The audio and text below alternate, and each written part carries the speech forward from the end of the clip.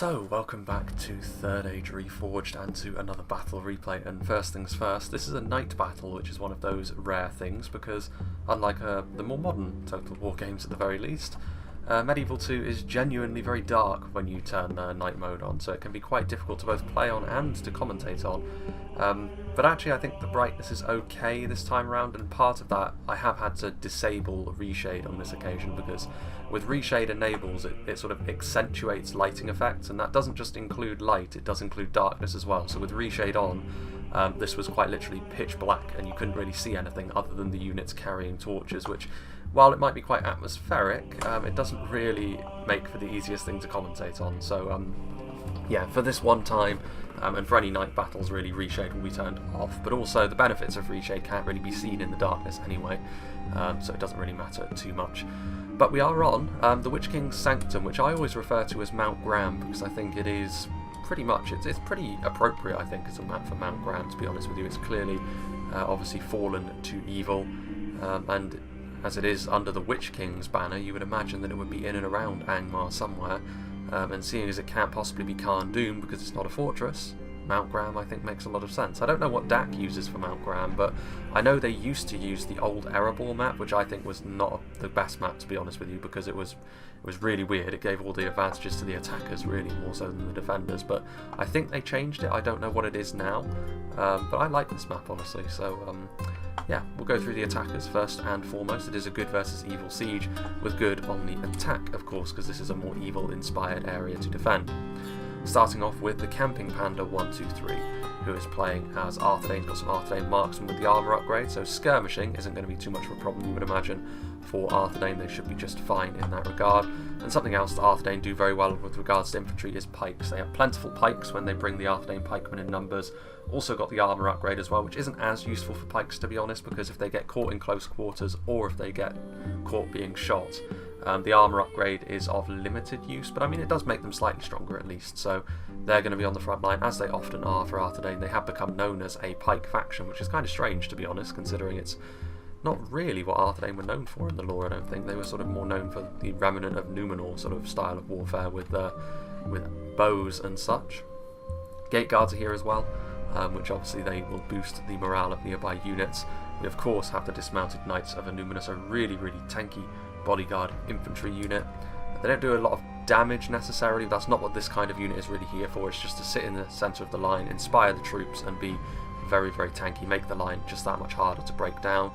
Arthedain men-at-arms with both levels of armour upgrades, so Camping Panda has gone all in for the armour upgrades, more of a Gondorian style tactic, but Arthedain of course certainly have quite a lot in common with their cousins from the south.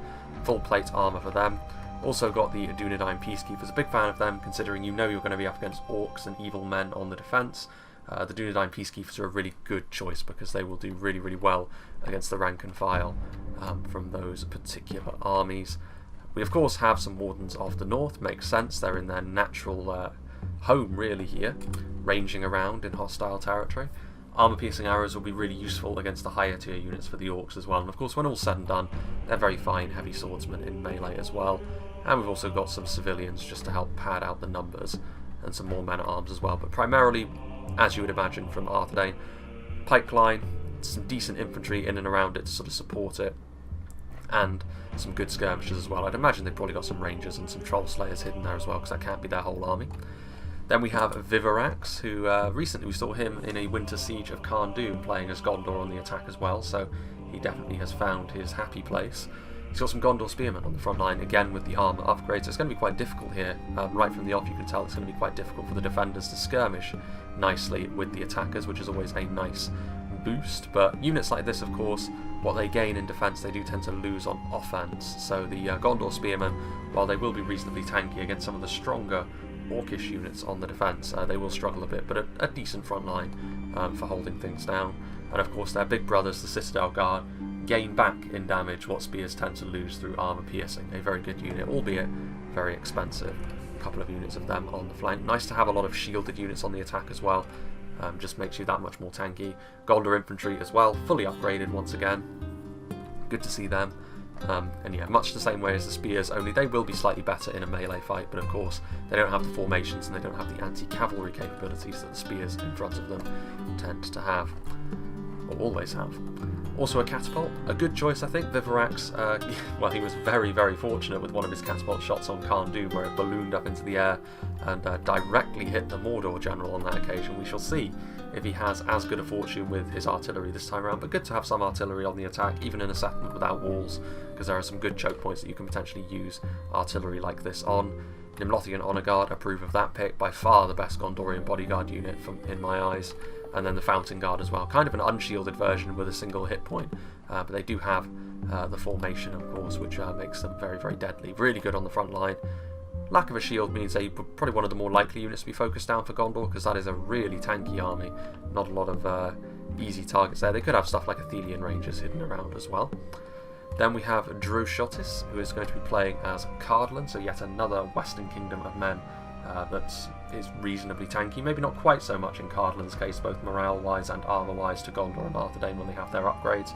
But the Minhiriath men-at-arms will still do exactly the same job that the Arthedain men-at-arms and Gondor infantry do. You just can't upgrade their armour, but their armour is still good at the base anyway. Got some Hearthguard of Amon Sul, again an extremely tanky unit, really good in a skirmish fight, not easy to sally out and kill with cavalry either because they are spears in melee. Got some Minhiriath sharpshooters, good to have Cardolan along for the ride for the attacker's perspective, because the crossbows that they bring to the table are obviously something that Arthedain and Gondor cannot, and he's gone for the full lineup of 2 Minhiriath sharpshooters and Men-at-Arms Roman gatekeepers. Also gone for some Minhiriath archers as well, so a lot of ranged units I have to say.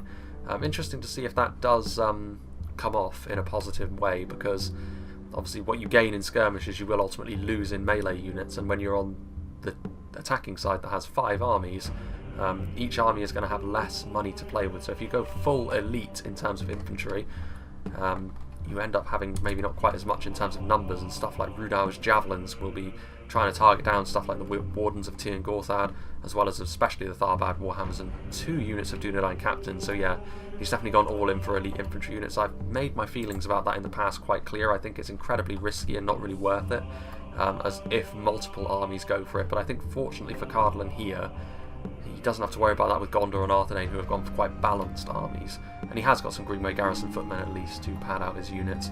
Going up through the middle, however, I mean, it's not as if Imladris are going to pull their punches when it comes to quality. Joey Wan Kenobi has brought some upgraded swords of Rivendell, which are a very fine rank and file unit. They don't have the armour that a lot of other Imladris units tend to have, but they're still very fine in melee. Broinen Riverward's a heavily armoured shock infantry unit, very, very deadly in melee. Got the Gwaithie Myrdain back here as well. That armour piercing will come in very handy against some of the defenders, and Eldarenway sword masters as well. He's also got some Gwaithie Rhudaur, so that will kind of prevent any sort of sally out, but it's questionable how useful they're going to be on a settlement like this, because most sieges I think having some attacking cavalry can be quite useful. On this occasion though, I'm not quite so sure, because it's so awkward to use cavalry in terrain like this that it might end up backfiring. We shall see. Meanwhile, down here we have some Imladris Guardians fully upgraded that are going to be following in the army that's over here. 3 units of them in fact. Also got some Eldarenway Spearmen, 2 units of them. And then the final attacking army we have is another Gondor army played by Tweak. He has got some Pelagian Marines, he's got some Fountain Guardsmen, some Citadel Guard, as well as some Guards of Osgiliath, so plenty of polearms as Gondor are wont to do. Gondor Spears, some Marksmen of Caer Andros, so he's gone for a little bit more of a heavy archer presence than Vivarax on the other side. Nimlothian Honour Guard once again, Raven Helms, Gondor Infantry. In general, there's a few more elite units over here, but of course that does impact the overall size of the army. This is pretty much all she wrote, I think, for Tweak's army. There's not going to be much in the way of hidden units. There may be Arthedain Rangers, but not quite as bulky as Vivarax's is on the other side. But we'll see. We'll see if they've got the balance between numbers and quality right as the battle continues, the attackers. Meanwhile, we have Morris, who once again is on the defence, going off against Vivarax, and he's going to be playing as Angmar, the faction everyone loves to hate. We've got Barrow-wights, we've got Guardians of Cardolan and Witcher-Round Pikemen, all upgraded of course because they're on the defence, so they've got a little bit more money to play with.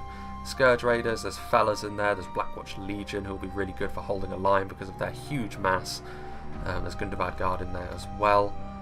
There's a few more units back here as well, including some artillery. It's down in the divot though, so it's going to be interesting to see how quickly they can move that into position. It's not a troll catapult, so it's going to be reasonably slow. And then Trolls of Angmar, just the 1 unit I believe. No, there's Trolls of Gundabad down here as well, so yeah, multiple Trolls. Angmar going to be defending from the front by the looks of things. And back up here we get into Rhudaur, played by Czech Norris. He has got some Rhudaur marksmen, some Arthedain pikemen back here as well. So Rhudaur's armour piercing will be really useful against all the attackers, to be brutally honest. Imladris can counteract it with their elven melee defence, of course, but even then, the AP will still be useful. Ettenmoor's troll hunters on the front line. They do have some Arthedain nobles, to be fair. They won't want to sally out, really, because the Rhudaur are more than their match in melee. Got some Arthedain pikes back over here, some Ettenmoor's troll hunters, and some Dunman hunters as well.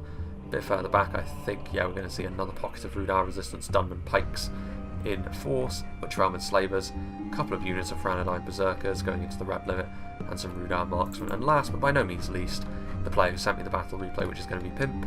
He is going to be playing as the Orcs of the Misty Mountains, so numbers shouldn't be an issue for them, especially not when they've got extra money to play with. Snaga skirmishers and mountain orc berserkers. He's got some black Uruks of the mountains in there. Heavy goblin crossbows. He's also got some white Uruk fearmongers, so again, very nice phalanx unit. We've got some heavy goblin spears. Approve of that pick. Will be good for the numbers and for the AP they offer. Bolg's champions, which to be fair, I mean, they slightly less tempting a target for the Rhudaur because wargs tend to have that nice anti-cavalry bonus, but if they get a charge, the Rhudaur should still win that fight. There are Goblin King's bodyguard in here, more Black Uruks, and that's pretty much it. Spears, might see some Blackback Mountain Berserkers somewhere, but it's kind of hard to tell in the blob. And then further down here, some Snow Trolls and some Drake Broodlings and some Cave Troll Drummers who probably shouldn't be sallying out with the rest of the trolls. They should probably remain with the main body of the army. But I will make a bit of a cut because I'm not sure. This is a map where it does tend to take a little while for things to get going, because while they do deploy fairly close to one another, you do need to sort of move around a little bit before the attack is truly ready to begin. So I'll make a cut and we'll rejoin when the battle is beginning. So yeah, I think it's definitely for the best that I did make a little bit of a cut here, but we'll rejoin now because the battle is about to get underway, I believe, as Tweak has sent a detachment of his army around here, including Fountain Guard and Guards of Osgiliath. All the stuff, ironically, which is going to be the most vulnerable to stuff like this. The Dunman Hunters don't really have the most in terms of damage dealing potential, but they are going after exactly the right thing here, Czech Norris. The Fountain Guard are more heavily armoured than the Guards of Osgiliath. But if you can get some good value with your really cheap archers, then you absolutely want to do it. Reforged javelins as well will be able to massacre either one of these two units, really.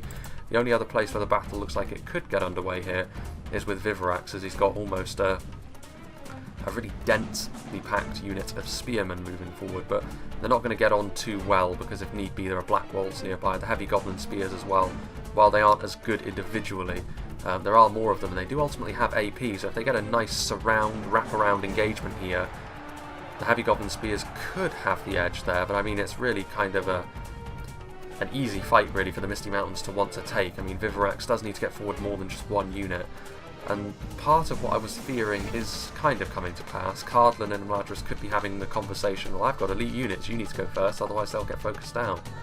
No, I've got elite units, you need to go first, because they'll get focused down. Obviously in that situation I think the onus probably falls on Cardolan to be the ones to move forward, because they've at least got the armour. And obviously Imladris have too, but I mean a lot of the swords of Rivendell won't do too well under area fire. Guards of Osgiliath meanwhile getting showered by Reforged javelins. Pelagia Marines also taking damage. Again, one of the Gondorian units which maybe doesn't pack on the armour quite so much. They and the Athelian Rangers are the only, what I would term, light to medium armoured Gondor units. The rest of them all, for their class, have got pretty beefy armour. Reforged javelins though getting caught off guard a little bit, pointing the wrong way, but in melee of course the Reforged javelins, multiple HP, big heavy armour piercing war clubs as well. But also with the Arthedain pikes over here and the black bolts, this was never going to go all that well for Gondor. I'm a little bit surprised, to be honest with you. Tweak sent a portion of his army down to the front there. You can see in the distance the lanterns of all of the ranged units of support really, which have decided to sort of maybe go a little bit more towards the middle. But he's definitely paying the price for being a little bit too over exuberant with these units. Definitely not enough support around here with them to really accomplish anything of note. And the Guards of Osgiliath and the Pelagia Marines breaking very quickly. But of course the attackers always start with a bit of an advantage as it pertains to numbers, but already here I can see there is another little area where potentially Rhudaur can get some damage done. Arthedain Berserkers waiting as more of Tweak's army is moving up now, including some veterans of Osgiliath So they do have some range support now at the very least, so they won't be completely at the mercy of Rhudaur's javelins and their lower end archers. So they can actually respond to that in kind. Interesting to see what those Arthedain berserkers do. They have the best shot, to be honest with you. So I'm not entirely sure what they are going to be doing. They're ready, but I'm not sure what they're going to be able to accomplish. And already here I can see a little bit of a problem with how the attackers are going about their business here.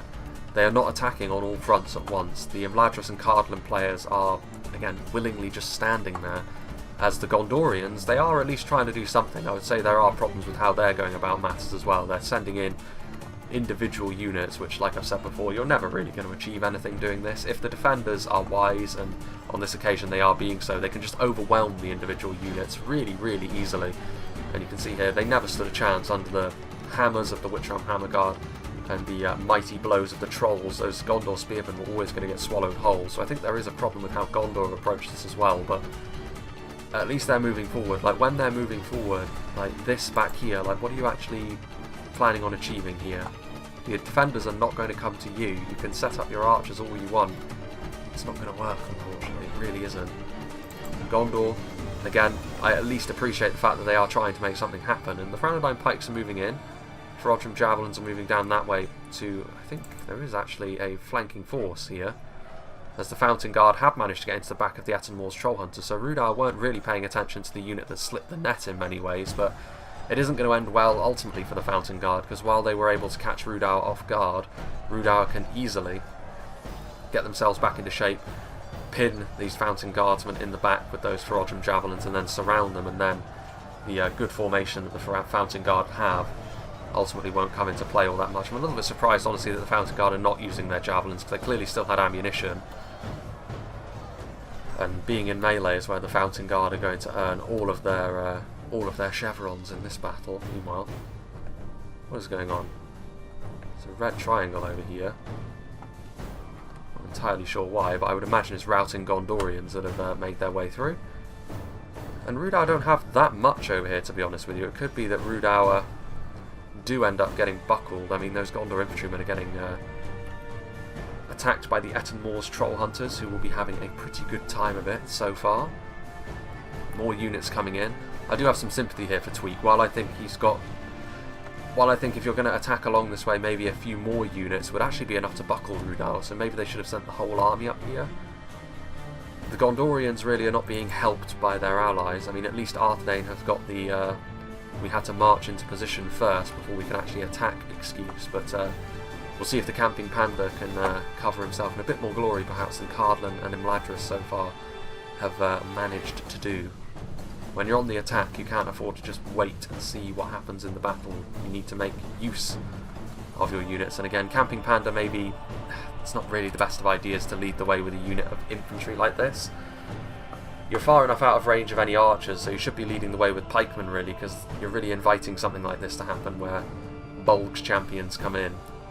Again, just sending one unit, regardless of what it was, because obviously if it was a unit of pikes, the trolls would be the thing that would rip them apart. You need to have more than just the one unit here. You need to move up as a unit, as an army, I should say, rather than as a unit. One unit alone. And so far, the defenders have happily accepted all of the opportunities the attackers have given them to jump on pockets of resistance and overwhelm them relatively easily. And Gondor have got some spearmen in place again. A couple of units this time, so a little bit more rigid this time around. And they do have the artillery now, so if the Misty Mountains and Angmar do push down the hill, the artillery will have a good opportunity to attack into there. Still, Cardolan and Imladris are moving, and they're only hurting themselves by doing this. I've said it time and time again, you can wait and you can effectively throw your allies under the bus, or you can move forward and success is far more likely. Imladris are also the most likely one to get focused down, but sometimes you have to do that for your team. As it is, like, your allies are getting absolutely rolled in the engagements they're taking because the defenders can afford to focus on them.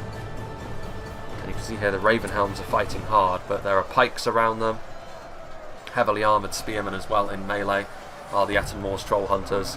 They'll go down swinging here, the Gondorian swordsmen, but it's not going to be enough, unfortunately. I think they did send more reinforcements down here, so maybe they're trying to sort of flank around, and that will perhaps convince Cardolan and Imladris of the need to move forward, but some Ethelmore's Troll Hunters firing into their backs, routing Gondor infantry, Reforged javelins standing in the way of the Citadel Guard, and with those javelins in support, I think those war clubs from the men of Rhudaur are going to be sufficient here. The armour piercing from the Citadel Guard is not going to help them that much against the Reforged javelins, I must say. So the Citadel Guard not doing too well here, and the Fountain Guard is still kind of battling on, but there isn't enough of them left after the after being sandwiched by the men of Rhudaur, and now the Guardians of Khârn Dûm are going to come across to finish the job with consummate ease, you would say. So far the Gondorians have been allowed to be sacrificial lambs, and I don't think the attackers have really gained much from it. The Gondorians are still here, just sort of waiting for their opportunity to move in numbers now, Bivarax, rather than making the same mistakes he did before. But again, rank and file Gondorians are all well and good, but I think a bit of quality is going to be necessary as well. Also something to get those crossbows off of the very nasty position that they're in at the moment. Meanwhile, Dunedain Troll Slayers, so they do have some nasty damaging units. But again, there's like a whole section, like one section of the army has moved forward, but what if this assault falls apart, which is very likely to do? The reinforcements are far too far away. Arthedain men-at-arms are going to move forward. Once again, the Misty Mountains are ready and in position with their spears. They'll be all too happy that the Arthedain marksmen are shooting into a unit of heavy goblins from the front. The heavy goblin spears' shields as well will save them from the brunt of that damage.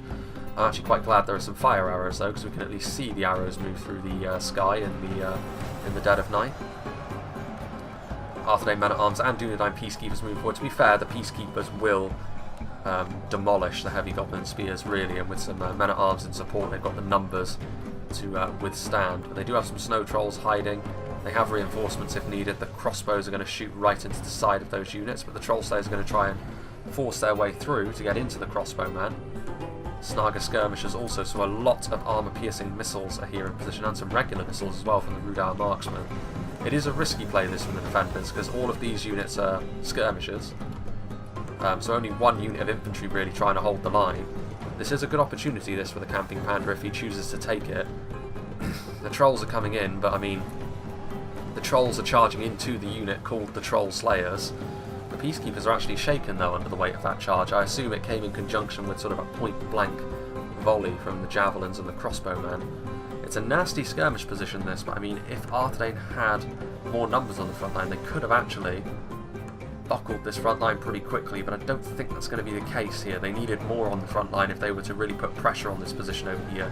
They could have pushed up and then occupied it with most of their army, I think, but in the end, the fact that they've only got a small section of their army up here is ultimately going to be to their great detriment. I mean, the trolls should fall away, and the Drake Broodlings really don't want to stay in melee with the Troll Slayers too long either.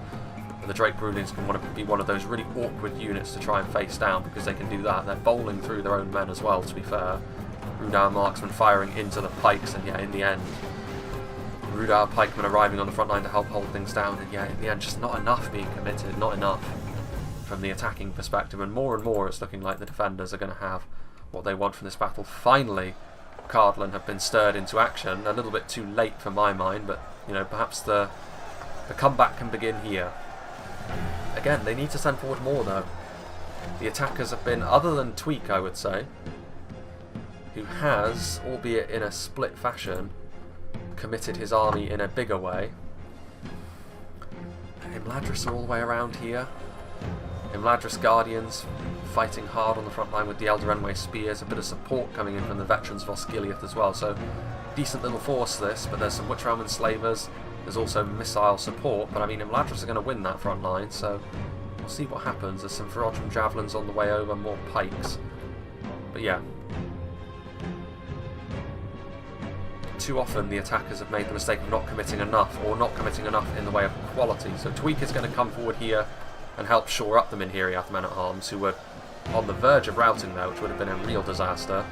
But with Nimlothian Honour Guard and with Citadel Guard on the front line, that's less of a concern now. There may be some Trollshaw axe throwers throwing in, but there's not really any really vulnerable targets to axe throwers. All of these units are pretty heavily shielded, so they're not going to do as much damage as they otherwise could, both the Scourge Raiders and the Trollshaws.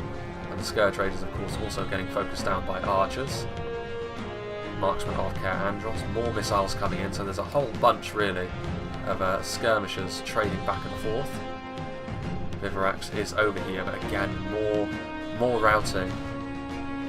Not enough quality being committed, and this attack over as soon as it began, really. And Vivarax's army already looking a little bit worse for wear. He's got plenty more where that came from. That's the benefit of going for a build like this. You have plenty of spears and infantry that you can commit, but they've barely made a dent in the defences over here so far. And the damage they have done has been to units which honestly the defenders can do without, which is never a good sign. More throwing axes coming in.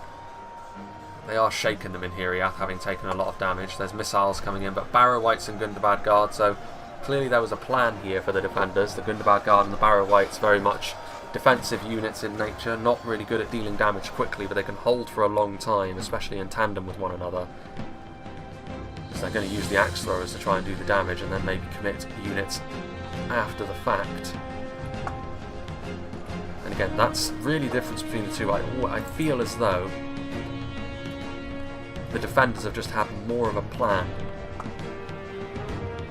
than the attackers. Again, what is this? What's going on?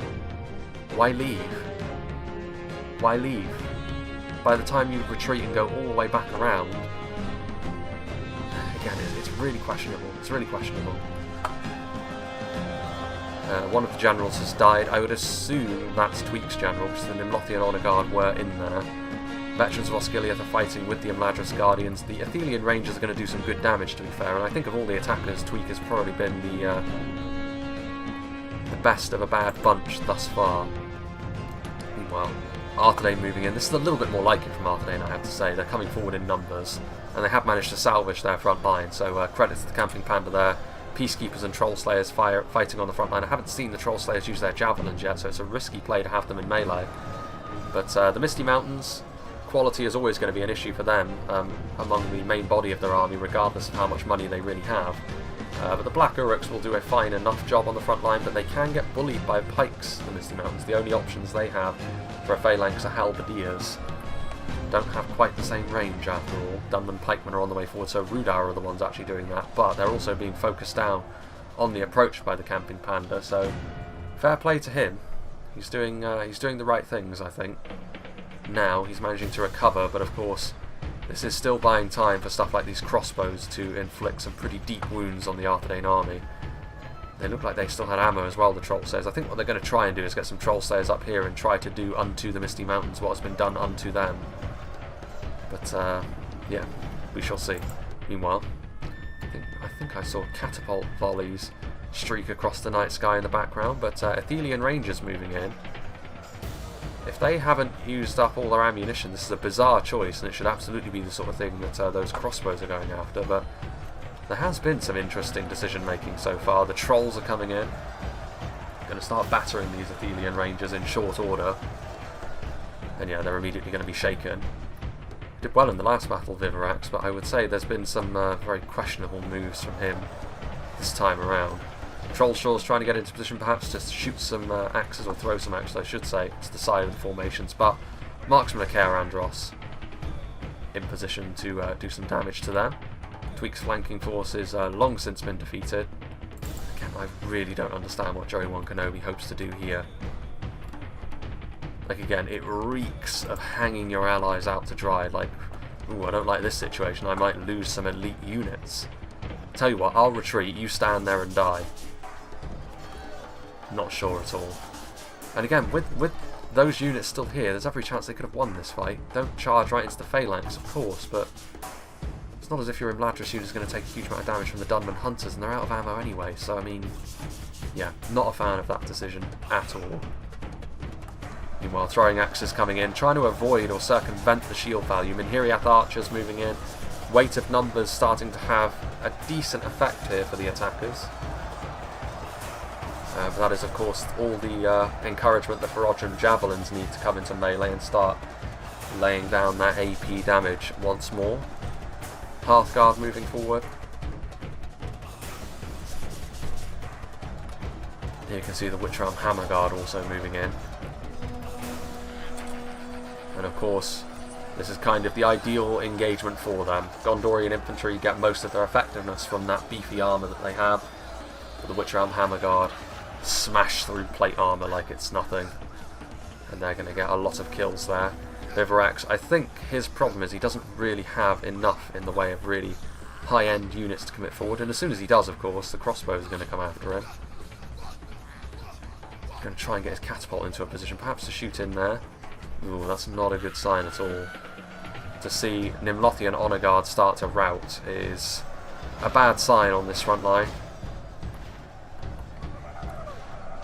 Oof, and again, artillery. Vivarax may have hoped to use his artillery to good effect, but that was a really nasty catapult shot, doing big damage to this unit of Gondor infantry, and then the unit in behind them also takes the same treatment. And, you know, at this point, you have to say, Arthedain are probably the ones in the best position, and even they are getting, taking some pretty heavy casualties. Arthedain marksmen are on the front line, being held at arm's length by the Dunman pikes.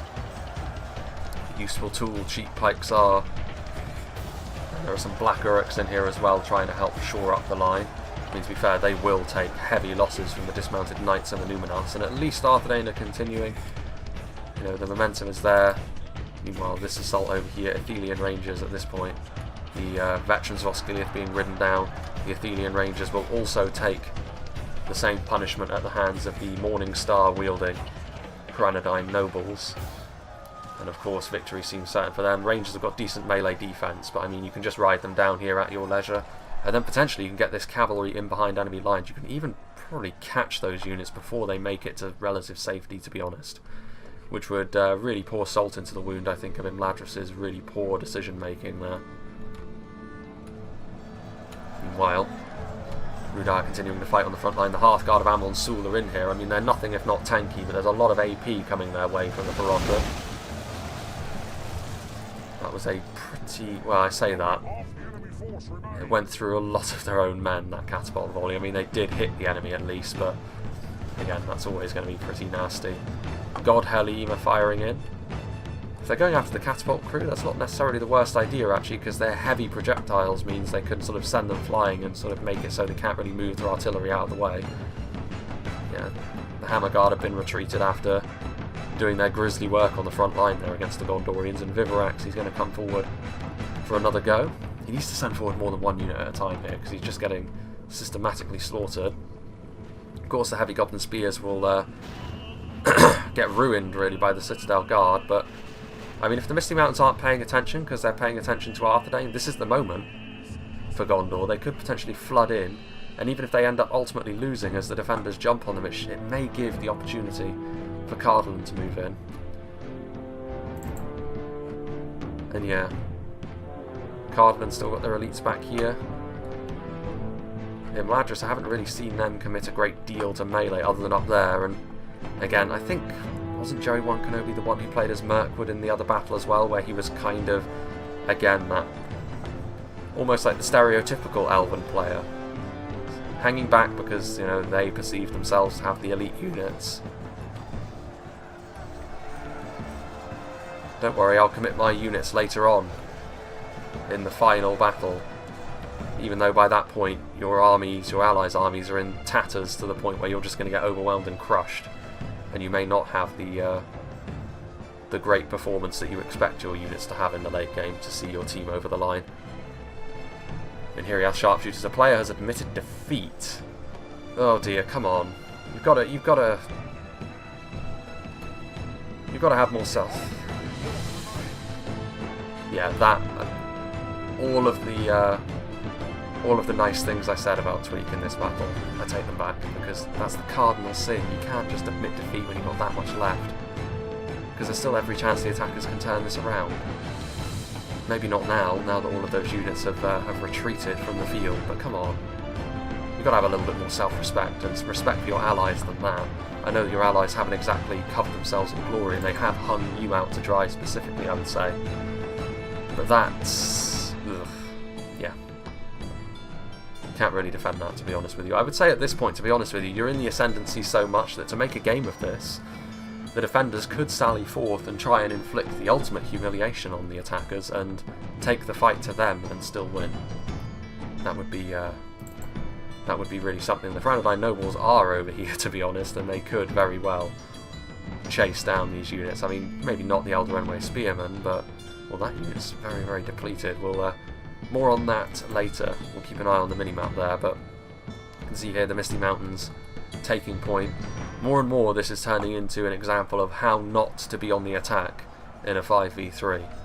Because I have to say, the defenders haven't really needed to play all that well. All they've needed to do is respond in kind to what the attackers have been doing, and they've done so in the fashion that you would expect competent players to do. Meanwhile, what are they going to do? They're trying to go after the Guardians here, which is understandable, because if you get caught in melee with Gondor Spearmen, especially the nobles, because among the knights they don't really have the highest defense values. They've got relatively light armour, and their melee defense isn't brilliant because they focus on AP. Another general falls. That is another Gondorian general by the looks of it. Not the best charge, unfortunately, because they caught themselves on the Gondor Spearmen, but still.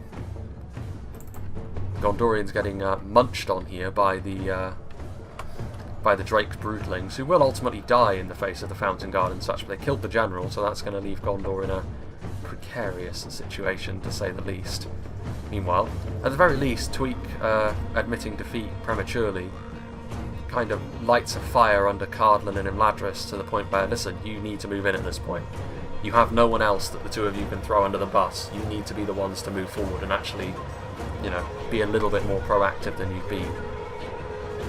It's been a while since I've gone, like, really in on players who have been playing the game, but I think on this occasion it's hard for me not to. I don't like sort of really saying, you know, they're playing badly, but I think it's justified on this occasion because they really are just sort of sat there allowing their allies to take the heat.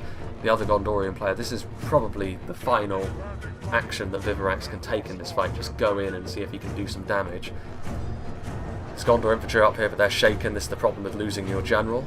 If your units get into engagements they don't like, they're much more likely to rout. Fountain Guard are getting in here, but they immediately, I think they're going to, well no, they go back. They should go after the Guardians of Cardolan. That's a good engagement for them. And the Mountain Orc Berserkers are going to get overrun here.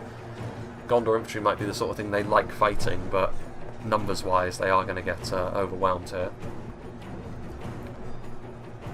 More catapult volleys streaking across the night sky, but not really, you know, again, the defending catapult is the one that's doing the business here, as the sharpshooters try to get into place. Some of the Gwythi Rhudaur get grilled. I think the Arthedain nobles, no, they are over here.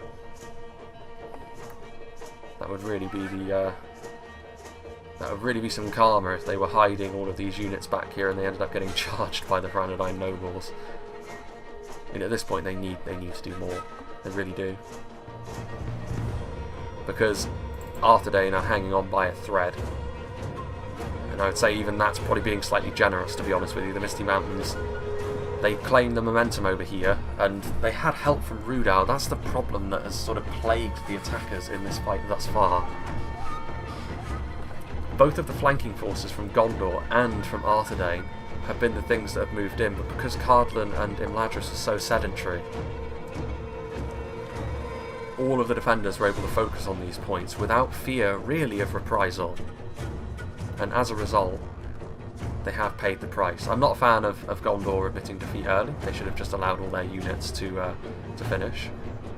And they would have died. They wouldn't have been in melee for that much longer, but still, it could have made a difference. Now, I'm not a fan of players sort of giving in to the saltiness, really, but I understand. Sometimes you do get a little bit frustrated, but I would have been going off on my allies in the chat here. I would have been saying to Cardolan and Imladris, listen, you need to move forward. We're getting slaughtered out here. You need to move in. I understand you may want to be the late game hero, but there isn't going to be a late game as you perceive it if you continue to just sort of sit back there. Meanwhile, you love to see it. A charge coming in from the Arthedain nobles and a fair few elven deaths.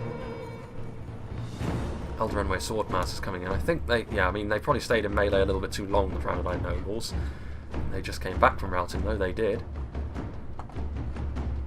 But yeah, still a decent amount of time left in this fight, and I mean, it's not as if the attackers are still completely out of ideas, but I would say that, you know, the attackers at this point should probably become the defenders, and the defenders should complete their victory. Another player admits defeat. Is that Arthedain, I wonder? Probably. It's not Vivorax, I don't think. His units are still here, fighting the good... Well, are they? Yeah, his catapult's still there. So yeah, it was Arthedain, but they only had 6 wardens at the north at least. Another player admits defeat, and that is Gondor. I have to say, while I don't really... Gondor didn't really have anything left other than their catapult, to be honest with you. And maybe that unit of Gondor infantry, but they would have been killed in short order as well. I have to say though, if I were the Gondorian players and the Arthedain, or the Arthedain player, I would not be impressed at all with how Cardolan and Imladris have acquitted themselves in this battle. You are the attacker. It behooves you to attack. Yeah, I wouldn't have been impressed. I don't know what was being said in the in-game chat on this occasion, but if it were me, I would be insisting that they move forward. Yeah, and there's really not much else to say about that. I mean, the defenders, I can't really talk about how well they've played, because I think all they've really needed to do is just sort of sit there and react appropriately. And again, that's fairly basic, but they've done the basics. Of course, the downside to the defenders suddenly going on the attack is the fact that you effectively give what Cardolan and Imladris what they want, which I don't think is what they deserve on this occasion, which is they get to sit back and try and inflate their own kill counts a little bit to... maybe I'm being a little bit harsh, but yeah, it definitely has that feeling about it. If you were hoping to feed your egos with getting big kill counts on this occasion and sort of being the heroes with late game elite units, it's backfired spectacularly on this occasion, and it's pretty much the poster child for why you should not have that mindset on any occasion, really, because it's an embarrassment.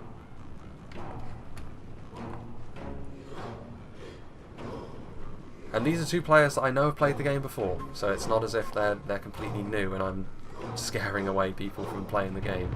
At least I hope that's not the case. I hope they've got more mental fortitude than that at the very least, but they're players that have played the game before.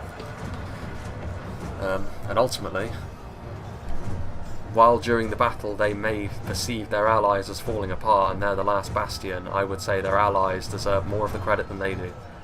But we shall stop with the criticism now, because that's all there really is to say about that, and it does look as though the defenders are going to go on the offensive, which I do like. Again, even here in this late game, or later stage of the game, a unit which is ill-prepared to deal with a sally forth,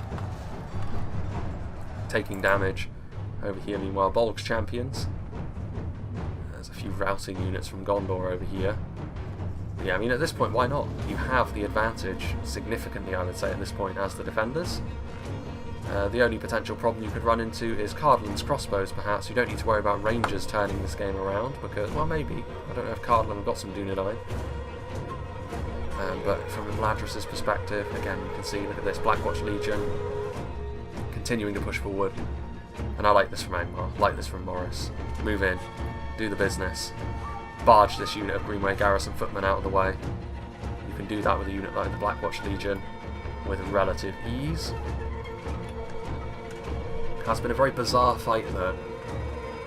Very bizarre indeed. A night battle. In they come. They're going to have some reinforcements. They will. He's sending up units in support, including the mighty Witchram, Hammerguard and Blackguard. He's got some Guardians of Khan Doom in here as well. Yeah, in the pike formation. They're going to take some damage here from the Minhiriath sharpshooters, but at the very least, something's happening. They're going to be able to go around as well. Rhudaur with some marksmen and some Blackwolds. And here we go.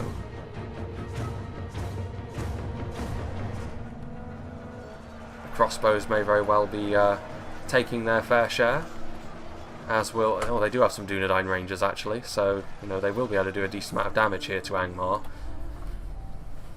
But Angmar have got the fortitude to move forward, which neither of these two have demonstrated in this fight. I'm sure that Cardolan are going to get some decent kills from this as well, but make no mistake, no credit is warranted in the post-game screen. Anyone can position skirmishers around a choke point like this. It is one of the easiest things to do in the game, especially when you have rangers and crossbowmen. A terrible duo indeed. Victory seems certain for them. I mean, this will, I think, bring the kills back into sort of some relative parity. Sort of Rhudaur adding themselves to the front line as well.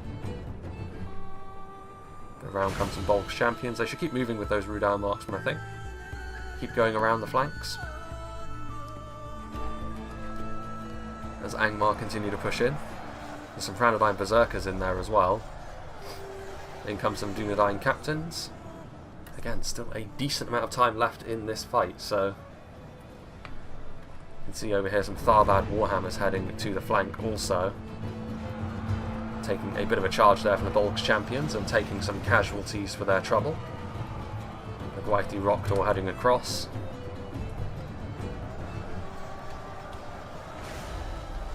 Minhiriath sharpshooters.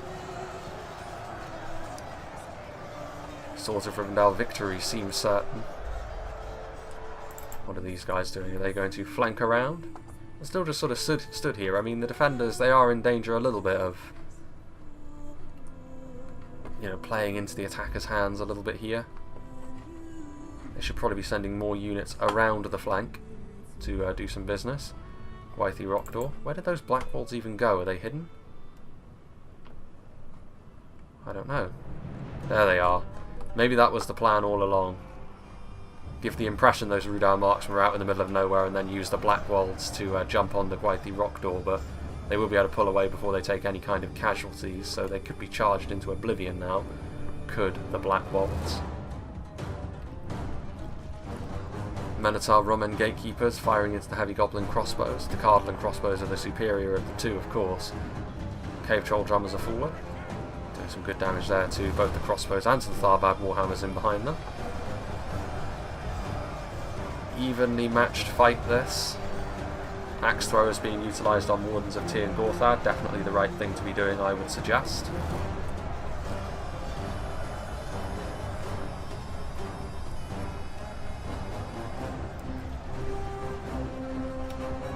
Minotaur Roman gatekeepers are very deadly, of course, as we go through the axes as they move forward. Orc fellas on their way to the front line, so I like the fact that the defenders are intent on making this at least have the veneer of a close battle by, you know, continuing to be on the front foot. Some Barrow-wights that could move in as well. Black Uruks of the mountains. What have we there? Dunedain Rangers firing in. Throwing axes continue to do damage to the Horns of Tir and Gorthad. They do have that heavy armour though, which is sparing them from the brunt of the damage. Godhelly in and amongst the fight now. In fact, squaring off against Arthedain Berserkers and Hammer Guards, so bit of a clash of the titans there, really. What else do we have? I think the Gwaithdy Rhudaur are still trying to do their thing, and indeed they are, but it's a difficult situation for them to be in. They don't really have the opportunity, and the longer they stay in with the black walls, the more that hefty AP damage is going to have a big impact. White Uruk Fearmongers are moving across. There's more units heading in. Rhudaur marksmen. There's still Dunman Pikes, there's still Blackbacks. With the Barrow-wights on the way to the front line, this fight is probably going to continue. It's a bit chaotic over here as these Witchround Pikemen get shot into. Gundabad Garda here. The Cave Troll Drummers, it's worth saying, will only inspire the Misty Mountains unit, so Mountain Orc Berserkers will stay in for longer as a result of them being here. Catapult shots coming in from the defenders. They could go after some of these densely packed Elder Enway.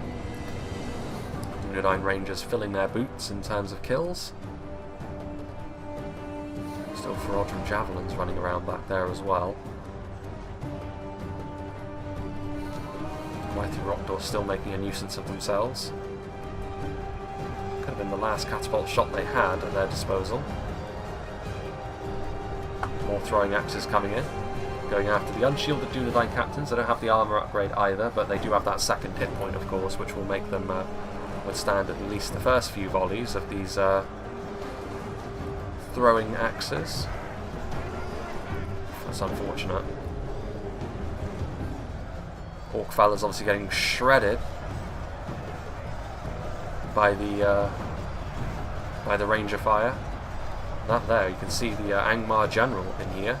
They don't really have a sort of set tool for dealing with all of these phalanx units from Cardolan at this stage. Well, Withy Rhudaur going to come back for another charge perhaps. They're doing some good damage here to the Black Wolds over time, but slowly but surely these Elven Knights are going to fall by the wayside. What have we here?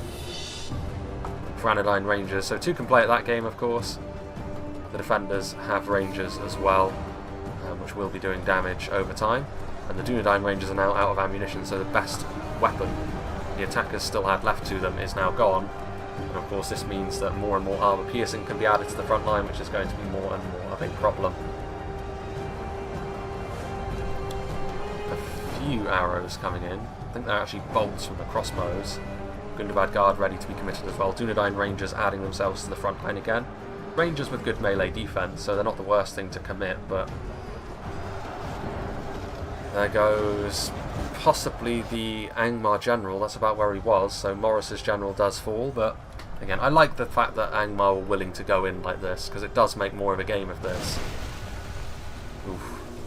Defending catapult there, getting some friendly fire, but landing right in the middle there of the attacking lines, doing some good damage. Still Elder Renway waiting.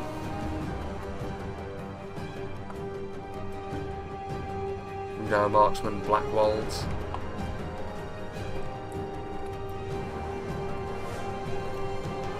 Some more units on the way. There's still pikes as well, which is the problem. Like, they can commit forward pikes later on and have the phalanx that they need. And the Withy Rhudaur are heading around, but I mean with all these pikes, there's Witch-Round pikemen on the way, yeah, lots and lots of pole arms that can be used. And there's still Trollshaw Axos, there's still a few bolts finding their marks. Again, a little bit of friendly fire on the way through, but a lot of, well, I say that. Again, probably even keel in terms of kills, but you don't want to be getting too much friendly fire around there, because that's where your Blackback Mountain Berserkers are, and that's going to be one of your key units moving into the latter stages of this battle. Some pikes heading to the front line. Still a few throwing axes as well. What do the attackers actually have left? Elder Renway. Some more Greenway Garrison footmen. Only 42 of them, but yeah, some Dunedain, some Elder Renway. I don't know where the Withy Mirdain are. Are they already in here? Or are they still cowering? There's still some Elder Renway back here as well, some Swordmasters. Yeah, here, look at this, look. Look at this. Sequestering all of his units away here at the back. Even among these two, it seems there is a player who wants to allow his ally to take most of the heat first and foremost. I mean, they need to hold on to this choke point, the attackers. If they don't, they're done for. So some of those Imladris units need to move on to the front line. Swords of Rivendell are not going to be sufficient.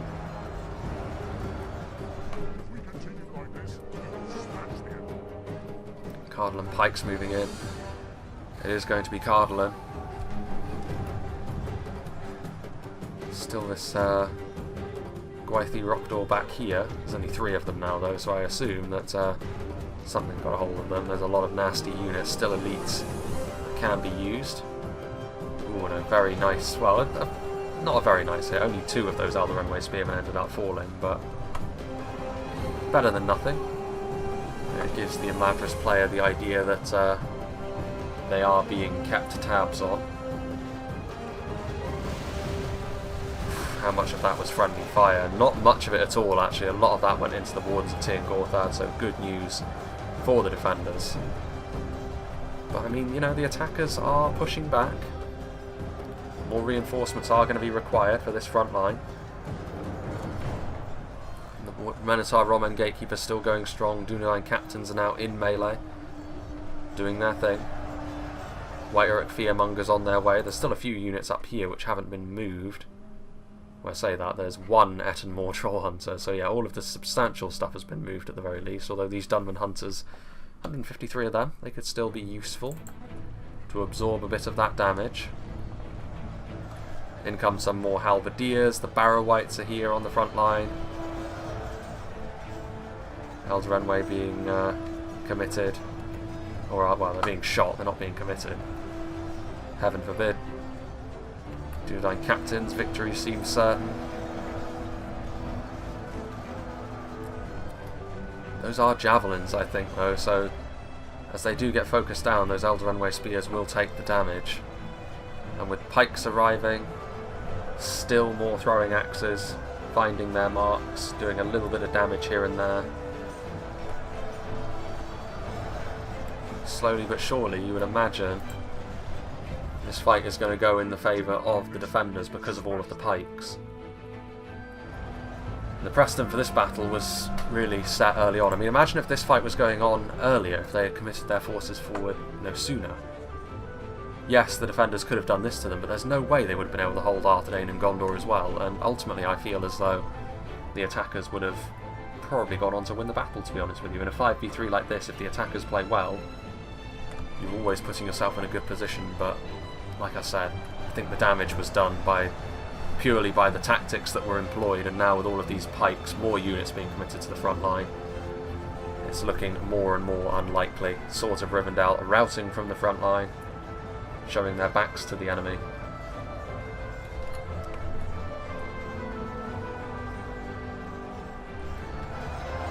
Pikes are still here as well. Oof. That wasn't a good shot at all, though. Most of that was actually friendly fire. I think they need to... They're already in the ascendancy here. They don't need to force the issue now. And routing units, that's not what they needed. They didn't need their White Earth Fearmongers routing. Enslavers forcing their way through. Again, even in these moments of crisis, I mean, finally all of these units are being committed in, but those Swordmasters are still waiting in the wings. Again, it should have happened far, far sooner. It's happening now, at least. Better late than never. Ferodrim Javelins doing some good damage there to the Bruinen River Wards and to the Gwaithir Myrdain, as they're actually... I don't know what they're doing, to be honest with you. Where are they going? Wherever they're going, they're putting themselves fully in the view of those Ferodrim Javelins and getting absolutely slaughtered for it. So no matter. What is this? There is, I would assume, a routing unit over here. Yes, the Gwaithir Rhudaur is routing. I mean, he's made it to the summit of Mount Gram. I don't know what he expects to find up here, but it won't be victory. They're going around, and again, it's all of these decisions. We'll talk about them more in the post-game screen, I think, but it's a case of run, Forest, run, as they target them down with the catapult and the javelins as they leave. It's embarrassing, really, but no matter. Continue to fight on the front line at the very least, and I think at this stage there's naught to do really but to go into ×2 speed. As the catapult volleys streak through the night sky.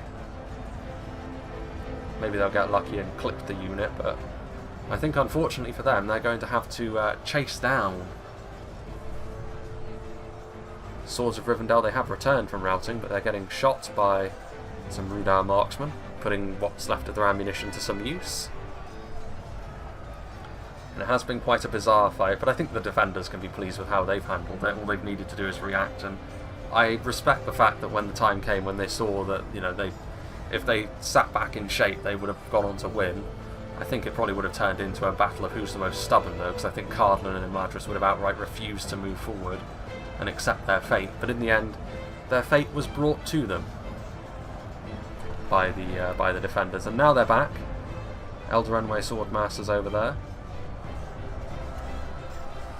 getting into melee. I think the reason why there's still so many frames is most of what the defenders have left are pikes, and they're going to have to really work to wear down the high defensive values of Imladris. But I think there is an air of inevitability about that, although I don't know. You know, Imladris' quality is such that they could make something happen, I suppose. there would scarcely be... I don't think I would have seen a battle with more injustice if that turns out to be the case. There's still something like the Goblin King Bodyguard, and Pimp is actually marching them the wrong way. They need to be in the fight at this point. They need units of quality to meet the Elven advance. I think he is going to try and go around, though, which is a worthwhile endeavour. It might take a little while, but you could just force your way through, though, so it probably is a bit of a waste of time, to be honest with you. Gwaithir Myrdain coming into the front line. Troll drummers could always be committed as well. Not the best in melee, but they will offer something. Slowly making their way around.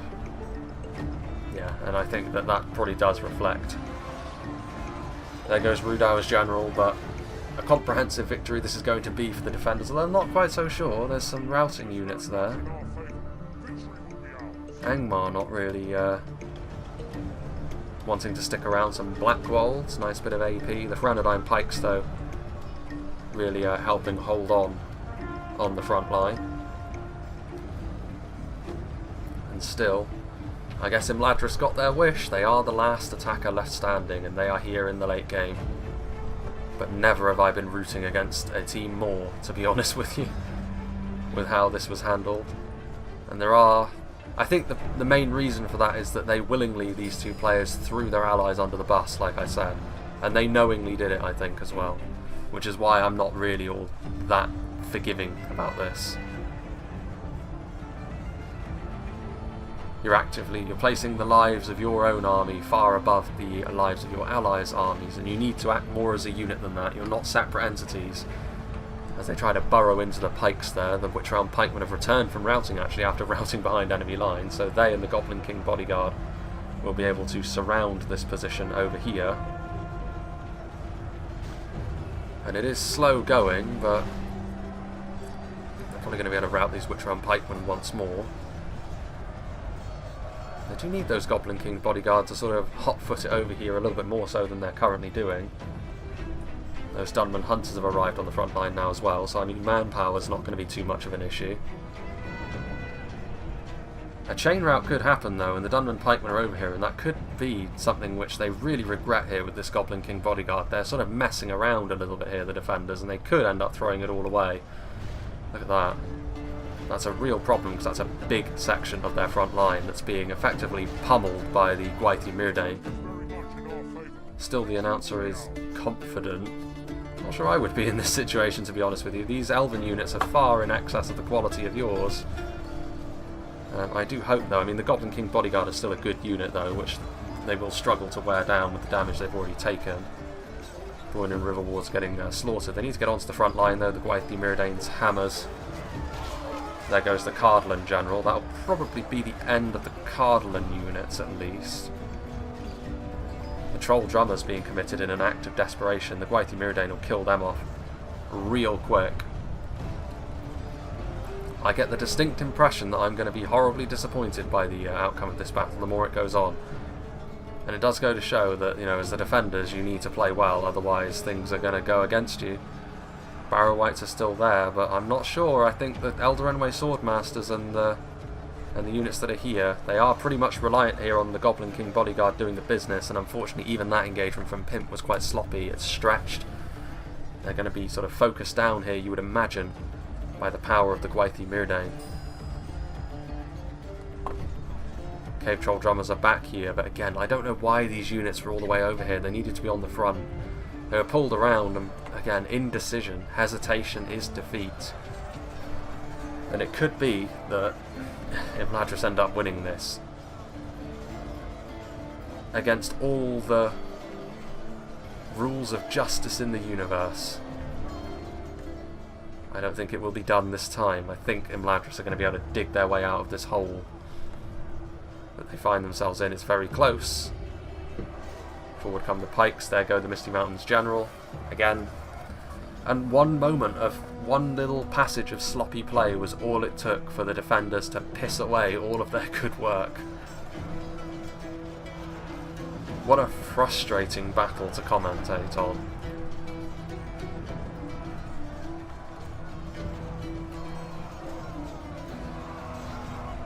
Incredibly frustrating, in fact. are those Blackwolds? There are a couple of them. Still Barrow Whites on the front line, still 30 of them, but again, the Gwaithir Myrdain have taken... Oh, there they are. 37 of them. This could be enough, honestly. If they charge in, they get a good charge. Is that going to be enough? Do a decent amount of damage there. There's pikes from the front. Maybe that could be the saving grace here. With the Blackwolds and the Barrow Whites, they could still have enough to overrun the Gwaithir Myrdain. They still have some cannon fodder in the shape of the Dunman Hunters. He's pulling in and out here, check Norris. He's going to get another charge off, and they did do a lot of damage there to the Elder Renway Swordmasters. I mean, it's a tense finish, so I mean, you can't argue with that. I mean, in practical terms, it's been an incredibly close fight. And in the end here, it's going to be down to the wire, but maybe, you know, that unit of Blackwolds getting in and around, in come the Troll Drummers trying to finish off the Gatekeepers. Those Blackwolds need to get another charge into the Swordmasters, they need to consolidate their force, they're going to be able to. And that's enough now to... There's some routing units in there, although they are Dunman Pikes. Will it be enough? I mean, the Blackwolds are Berserkers, so I think they are locked morale, but pulling out of this fight now at this point is going to do horrid damage to them. They should probably just stay in melee. I'm not sure. I mean, Barrow Whites? How much of them are left? Not many. 24. There's some Black Uruks. There's 12 Goblin King's Bodyguard who are still alive, actually, after the Gwaithir Myrdain pulled out. So that could still be a bit of a turning point in the battle. Who knows? I mean, it's really going to come down to whether they have enough to stop the sheer might of the Gwaithir Myrdain at this stage, and I'm not sure they do.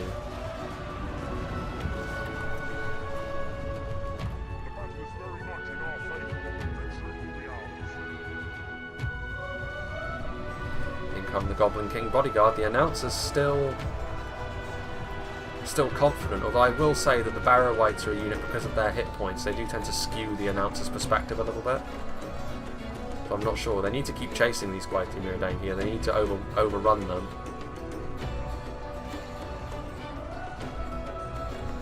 They're getting caught up here on individual little bits. The Goblin King Bodyguard need to move in, as do the Barrow Whites. They need to continue to press. I don't think they will. I think that the Gwaithir Myrdain here are going to have too much for them. They've taken a couple more losses, but there's still 27 of them. And we are talking about a really powerful Elven shock infantry unit here, and they're going up against units which are relatively low damage. Still some Elder Renway Swordmasters in there as well, so yeah, I think, unfortunately, and I do mean unfortunately, I think we're going to see an attacking victory here.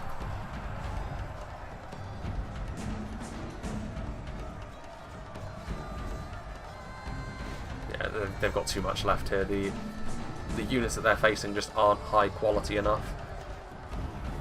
Very close in terms of the units that are left. 2% the difference, but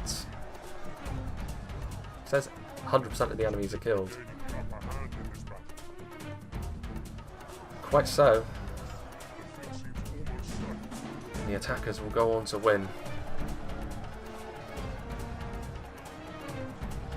Some Rhudaur marksmen left, and they're gone. Catapult crumbles. Don't know what's left. A couple of Blackwolds, I think. Maybe they can get the odd kill, but Barrow Whites as well.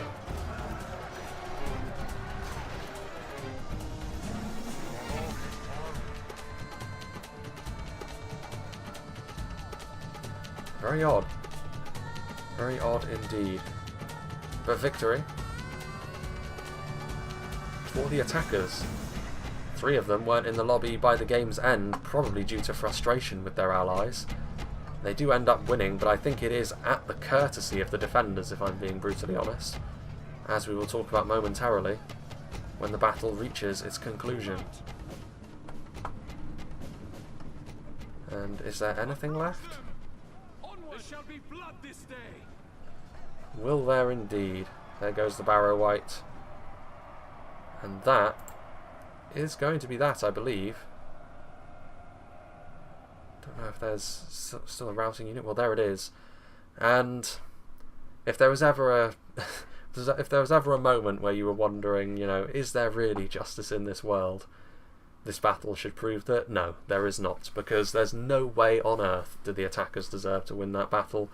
Cardolan and Imladris as well, again, padding out their kill counts nicely, but I really, really hope that this battle, when they look at it back, doesn't inspire them to think that they played this battle in the right way, because they did not. I would have been going absolutely ballistic at them in the in-game chat if they had played like this and expected me to basically take it all on the chin. Also, if the defenders had just continued to be the defenders, they would not have stood a chance. So I'm kind of disappointed, to be honest with you, the attackers went on to win that, because they don't deserve to at all. And yeah, especially from Cardolan and Imladris' perspective, they've got some terrible habits when it comes to being on the attacks. It's not the first time I've noticed both players actually play in a way that is questionable. There's some bad habits that they do need to drop. And I do hope they do so, because, you know, again, it's not ideal. Like, in most battles you will deservedly lose on the attack if you play in that manner. And if the defenders felt like it, they could have just sat there and you wouldn't have had a pot to piss in, would you? But yeah, that's as it is. I think the defenders deserve credit for actually making a battle of this and actually sallying out to meet them. If anything, this would have been an absolute landslide in one direction if they hadn't have done that. Which meant, of course, I wouldn't have been able to show it, but hey, I mean, at the very least, we've got something there. And yeah, big thank you to Pimp for sending this one to me. Let's see what did the damage for his army. Heavy goblin crossbows, naturally inflicting an awful lot of pain on what I would imagine to be Arthedain. Drake broodlings as well, useful. They had 2 units of them actually, which is interesting. You don't often see that as a pick. And the Bolgs champions also used to good effect. Mainly the skirmishers for the Misty Mountains, as they will often do on the defence, being the MVPs really. And by the late game, of course, their elites did okay, but by that point they were facing down Imladris elites that they were being forced to attack into. But yeah, a really bizarre fight, this one. Yeah, there is no justice in this world, really, is there? I hope, you know, I don't want to be too harsh, to be honest with you, on the attackers, the Cardolan and the Imladris player here, but it's not the way you should be playing, and it's bad habits that you do need to drop, I would say. Otherwise, it's going to continue to be a criticism I would have of games that you're in and you're on the attack. You need to not play it in that way. You need to attack. You need to, again, if you joined up with your attacking buddies here and you'd attacked on all sides, the defenders would have struggled, and it would have been far more satisfying on your part as well. As it was, it doesn't take an awful lot of skill, I would say, to get a decent kill count when all you're doing is guarding one choke point, surrounding it with Imladris elites, Cardolan elites, crossbows and rangers. It's not hard, and it's not praiseworthy. So yeah, it is what it is, I suppose. We do give the victory here to the attackers, but the moral victory here most certainly goes to the defenders, because, again, they'd never needed to sally out. It was only to make a good game of it, and in the end they ended up paying for that, really.